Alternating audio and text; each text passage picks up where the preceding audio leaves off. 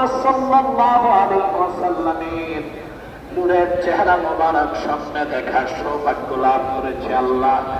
জীবনে বারবার দেখার জন্য তাদের কপালটা আল্লাহ তুমি জান্নাতি কপাল বানায় দাও রব্বুল আলামিন। গুনার বোঝা কাঁধে করে হাত তুলেছি আল্লাহ।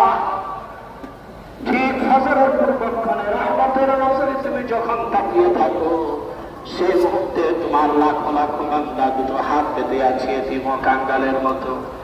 রব্বুল আলামিন 19 দিন ব্যাপী সিরাতুন নবী সাল্লাল্লাহু আলাইহি ওয়াসাল্লাম মাহফিলের ইজ্জতে খাতিরে আমাদের সবার জিন্দেগীর গুনাহগুলো মাফ করে আল্লাহ তুমি আমাদের প্রত্যেককে তোমার নবীর কাতারে শামিল করে নাও। আল্লাহ তাআলা রব্বুল আলামিন যিনি আর না যিনি রাতের অন্ধকারে দিবসের আলোতে